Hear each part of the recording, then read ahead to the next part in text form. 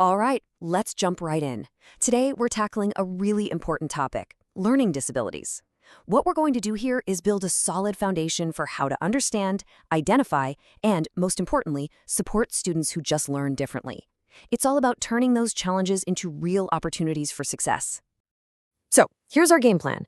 First, we're going to nail down exactly what a learning disability is. Then, we'll get into what to look for, the core characteristics. After that, we'll walk through the formal identification process, check out some really effective remedial programs, and wrap up by talking about how to create the kind of supportive environments where every single student can actually thrive. Okay, first things first. What do we actually mean when we say learning disability? To really get it, we've got to look past the label and get into the specific academic definition. Now, listen to this first part because it is absolutely crucial. Normal or above normal intelligence. This is the point that gets misunderstood all the time. A learning disability has absolutely nothing to do with how smart a person is. It's all about a specific glitch, a disconnect in how the brain processes certain kinds of information, whether that's words on a page or numbers in an equation. Let's build on that a little. You know, a learning disability isn't something you grow out of. It's a chronic, lifelong condition that likely comes from the brain's unique wiring. And it's so important to remember that it looks different for everyone. It varies a ton in how it shows up and how severe it is. And yeah, if it isn't addressed with the right support, these challenges definitely stick around into adulthood, impacting work and just daily life. It is its own thing, totally distinct from other disability categories. So how do these differences in the brain actually show up in a student's day-to-day life? In this next part, we're going to cover the real observable signs that parents, teachers, and psychologists are looking for. The signs you're probably most familiar with are the academic ones. You've got dyslexia, which is a major hurdle in reading, both decoding the words themselves and then actually understanding what they mean. Then there's dysgraphia, which makes the whole act of writing a struggle, from handwriting and spelling to just getting thoughts organized on paper. And of course, dyscalculia, which is all about a difficulty with numbers, from basic math facts to those tougher, abstract concepts. But you know, the challenges often go a lot deeper than just school subjects. Some students might really struggle to tell the difference between similar sounds or mistake similar-looking letters. You might also notice issues with coordination, what just looks like being clumsy. And memory, that can be a huge factor, affecting both what someone can remember for a few seconds and what they can recall long-term. And then there's this big one, metacognition, which is basically just the ability to think about your own thinking, to understand how you learn best. And it's also really common to see behavioral and attention-related signs. This can be anything from hyperactivity to the total opposite, what we call hypoactivity, just being very passive.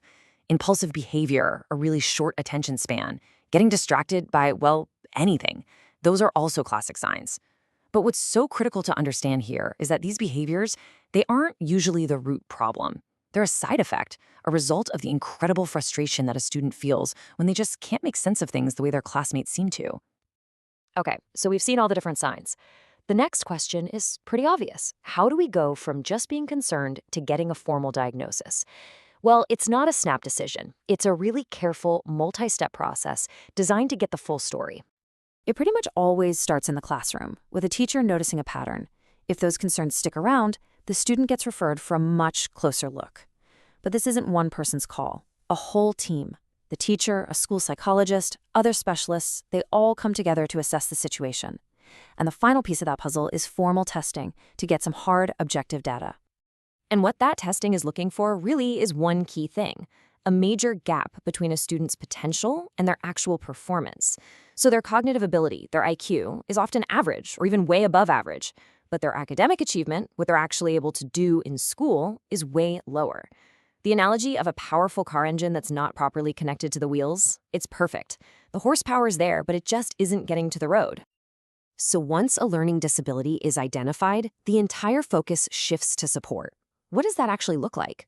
Let's dive into some of the most effective, research-backed programs out there that are designed to build brand new pathways for learning. One of the real cornerstones of great support is something called direct instruction. This is the opposite of just letting students figure things out for themselves. It's super systematic, very structured. Skills are broken down into tiny, manageable steps. The teacher leads the way, the goals are crystal clear, and students get immediate feedback. That last part is so important for building confidence and making sure bad habits don't take root.